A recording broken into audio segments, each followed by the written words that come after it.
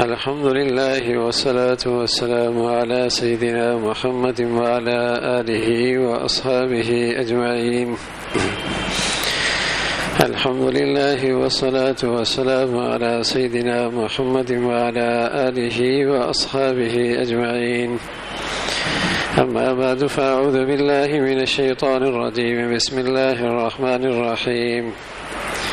إن الذين فتنوا المؤمنين والمؤمنات ثم لم يتوبوا فلهم عذاب جهنم ولهم عذاب الحريق. وقال الله تعالى: إن الذين يحبون أن تشيع الفاحشة في الذين آمنوا لهم عذاب أليم في الدنيا والآخرة والله يعلم وأنتم لا تعلمون. صدق الله العظيم. اللهم صل على سيدنا محمد النبي الأمي وعلى آله وأصحابه وسلم. اللهم صل على سيدنا محمد النبي الأمي وعلى آله وأصحابه وسلم. میرے معزز مسلمان بزرگوں، عزیز بھائیوں، یہ فتنے کا دور ہے. تخریبی قوتیں اہل ایمان کو فتنے میں مبتلا کرنے کے لیے اہل ایمان کے معاشرے کو گھیرے میں لیے بیٹھی ہیں. ان الذین فتنوا المؤمنین والمؤمنات، جو لوگ اہل ایمان کو فتنے میں ڈالتے ہیں اور ایمان والیوں کو فتنے میں ڈالتے ہیں، فلہم عذاب جہنم، ان کے لیے جہنم کا عذاب ہے. ان الذین یحبون ان تشیع الفاحشہ فی الذین آمنوا لهم عذاب علیم فی الدنیا والآخرہ.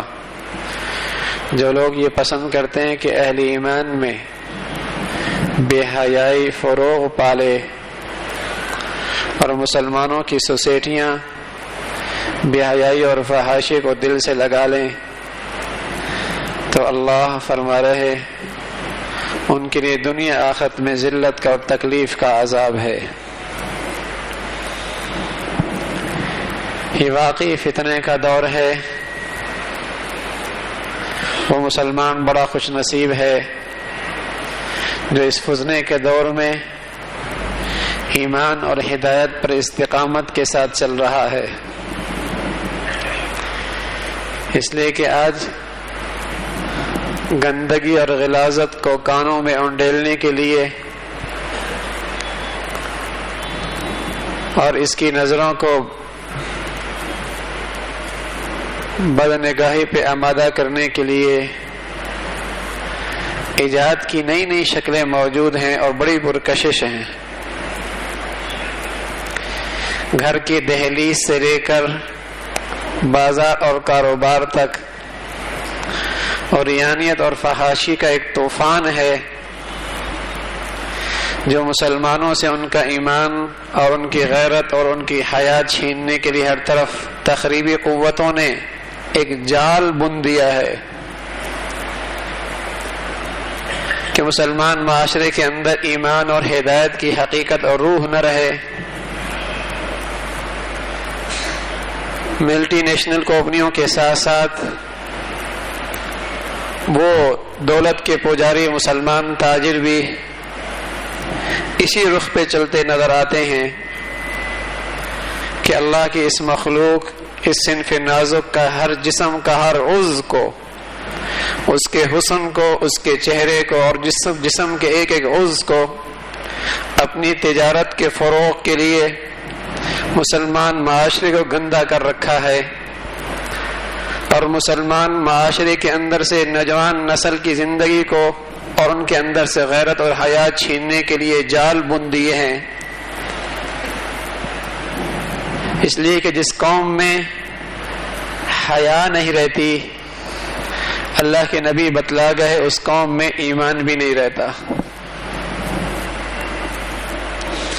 الحیاء والایمان قرانا، اذا رفع احدهما رفع الاخر، ایمان اور حیا دونوں جوڑوے ہیں، جہاں سے ایک چلا جائے وہاں سے دوسرا بھی چلا جاتا ہے، یہ دونوں ساتھ ساتھ چلتے ہیں۔ ایمان ہو تو وہ بحیا بھی ہوگا، ایمان نہ ہو تو حیا بھی نہیں ہوگی، بے حیا ہوگا تو ایمان کے جراثیم اور ایمان کی حقیقت سے بھی محروم ہوگا۔ یہ دونوں ساتھ ساتھ چلتے ہیں۔ تو یہ فتنے ہیں، تخریبی قوتیں پوری قوت کے ساتھ ایسے جال بن رہی ہے، کاروباری مراکز سے لے کر گھر کی دہلیز تک ٹی وی کے اسکرین پر وہ اوریاں تصویریں ہیں جو شاید مسلمانوں نے 50 سال پہلے تصور بھی نہیں کیا ہوا تھا، لیکن آج اس کے بچے اور بچیاں ماں باپ کے پہلو میں بیٹھ کر یہ گندے مناظر دیکھتے ہیں۔ شاید 30 سال پہلے مسلمانوں کے وہم و گمان کے اندر بھی نہیں تھا کہ شریف گھرانوں کی یہ شکل و یہ صورتحال ہوگی، لیکن آج نیم اوریاں تصویریں، بلکہ اوریاں تصویریں ان کے گھر کے میزوں پہ میگزینوں کی شکل میں، لٹریچر کی شکل میں، اخبار کی شکل میں پڑے ہیں، اور یہ مسلمان اسے ٹھنڈے سانسوں ہضم کر رہا ہے۔ نتیجہ کیا نکل رہا؟ کسی قوم کی ساری طاقت اس کی نوجوان نسل ہوا کرتی ہے، یوں اس بے حیائی کے فروغ نے مسلمانوں سے اس کی نوجوان نسل اس سے چھین لی ہے۔ نہ بیٹا آج قوم کا تو کیا بنتا، دین کا تو کیا بنتا، باپ کا بھی نہیں رہا۔ یہ بیٹی باحیا اور غیرت مند بچے کیا اور گودوں میں لیتی، یہ آج جوان بچیاں ماؤں کی نہیں رہی، ماؤں کی نہیں رہی، اس لیے کہ جس معاشرے کے اندر سے حیا چلی جائے تو وہاں نوجوان نسل بھی ماں باپ سے چلی جاتی ہے۔ نئی نسل کے اندر ایک فطرتاً ایک چیز ہے، وہ نقال ہوتی ہے، نقال۔ بچوں سے لے کر جوانی تک کا موسم نقالی کا ہوتا ہے، جو وہ دیکھتا ہے وہ اپناتا ہے، جو وہ دیکھتا ہے۔ آپ نے بچوں کے زبان کے بول دیکھے ہوں گے، انہوں نے کسی کلب میں جا کے یہ نہیں سیکھے اور کسی گندگی کے اڈے میں جا کے نہیں سیکھے، بلکہ ماں باپ کے پہلو میں بیٹھ کر ٹی وی کے اسکرین پہ سیکھے۔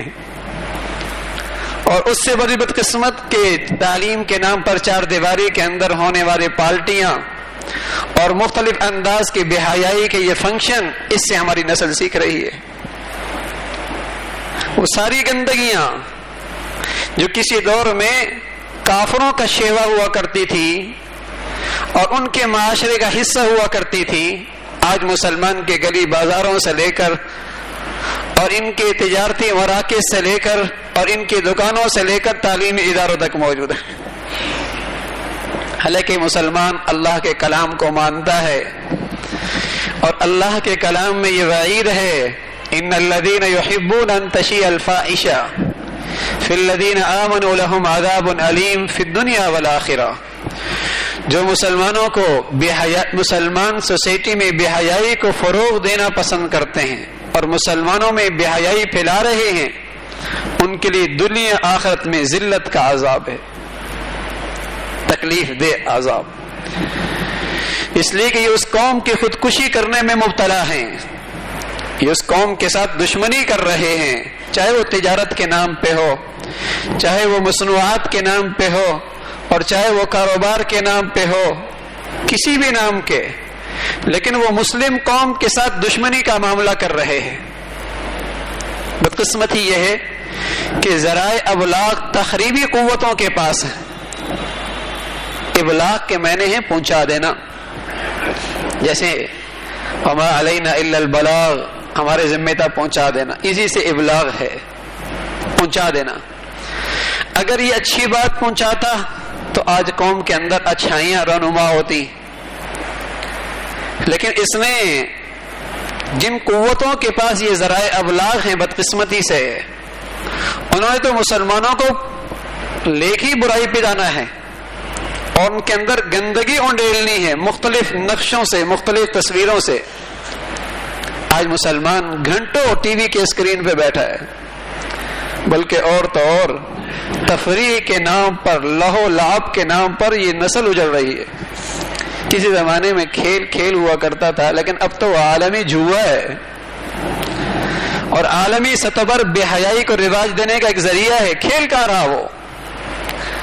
لیکن یہ قوم جو قرضوں میں جکڑی ہوئی ہے اور جس کے بیٹے اور بیٹیاں روز ذبح ہو رہے ہیں اور دنیا کے اندر ذلت کا نشان ان کے پیشانی پہ آ چکا ہے، اس کے پاس بڑی فرصت ہے لہو لعب دیکھنے کے لیے، کھیل دیکھنے کے لیے اس کے پاس بڑی فرصت ہے۔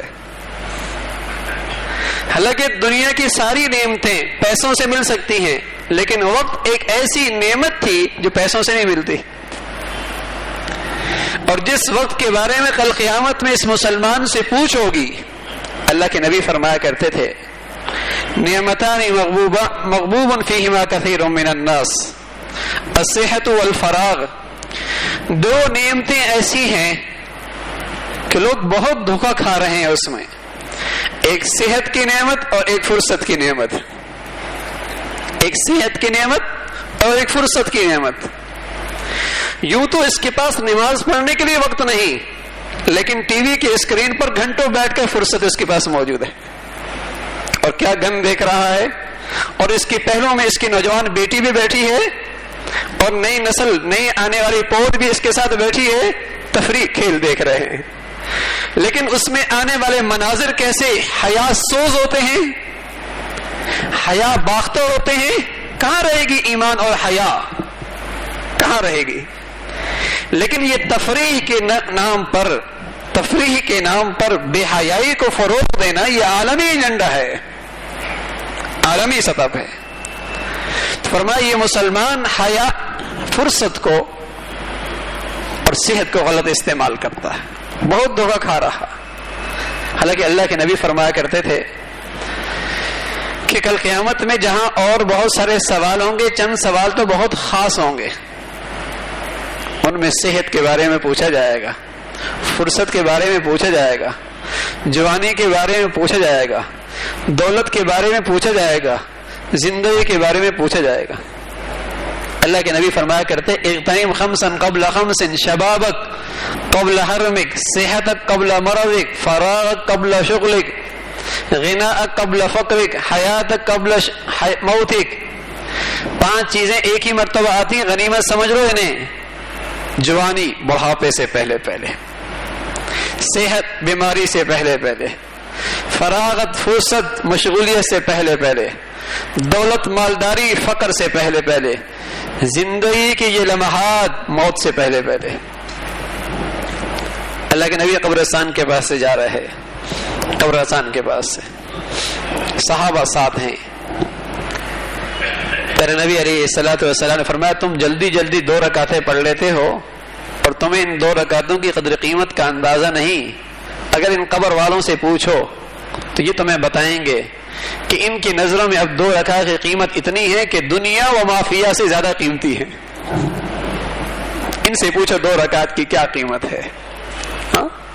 لیکن آج فرصت دی ہے اللہ نے، اسے تلاوت کی توفیق نہیں ہوتی، اسے اپنی قضا نماز پڑھنے کی توفیق نہیں ہوتی، اسے خلوت میں بیٹھ کر کچھ اللہ اللہ کرنے کی توفیق نہیں ہو سکتی، لہو لعب میں بیٹھا، گھنٹے لگا دیے اس نے۔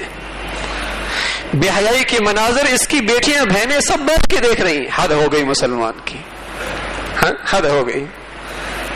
لیکن یہ برائی اتنے سر چڑھ کے بول رہی ہے کہ کوئی ان سے پر زبان کھولے بھی اور کوئی ان کی مذمت کرے بھی، یار یہ دقیانوس ہے۔ یہ ملا لوگ تو تفریح کی بات سے بھی روکتے ہیں۔ ہاں میرے عزیزو، ہمارے پاؤں تلے سے زمین نکل رہی ہے، یہ نوجوان نسلیں ہماری نہیں رہیں گی اگر یہی ہمارے زندگی کا انداز رہا تو۔ یہ کل سڑکوں پر ماں باپ کے سامنے وہ منظر دکھائے گی کہ باپ خون کے آنسو روئے گا، زبان نہ کھول سکے گا۔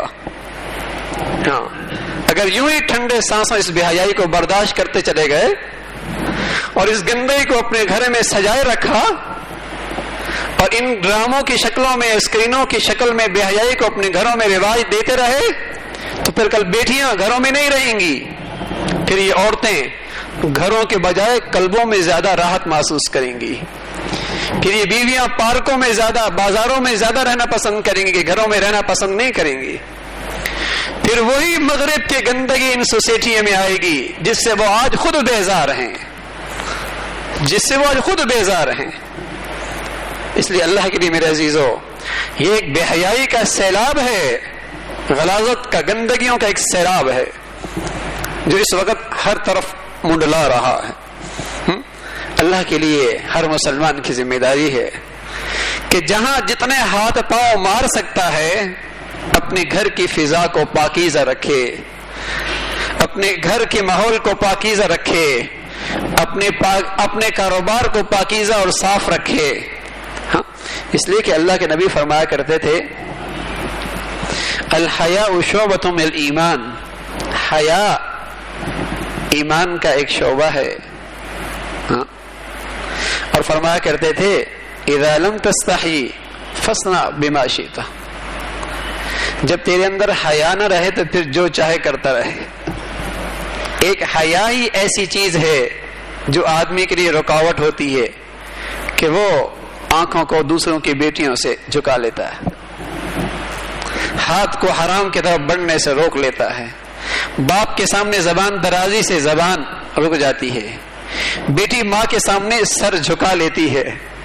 یہ حیا ہی ہے۔ اگر یہ حیا کا جوہر ہی نکل جائے فرمایا پھر کچھ بھی اس سے ہو سکتا ہے، پھر یہ کوئی بھی تماشا دکھا سکتا ہے۔ یہ اسلامی سوسائٹی کا بہت قیمتی اثاثہ ہے، بہت قیمتی اثاثہ۔ میں عرض کر رہا ہوں تخریبی قوتیں ملٹی نیشنل کی شکلوں میں، ذرائع ابلاغ کی شکل میں، وہ تو اس حیا دشمنی میں لگی ہوئی ہیں، اس لیے کہ ان کے ہاں تو حیا اور غیرت ان کے معاشرے میں یہ ایک بیماری ہے، غیرت، اس لیے ان کی ڈکشنری کے اندر غیرت کا لفظ ہے بھی نہیں۔ اور مسلمانوں کے ہاں غیرت ایمان کا سب سے بڑا جوہر ہے۔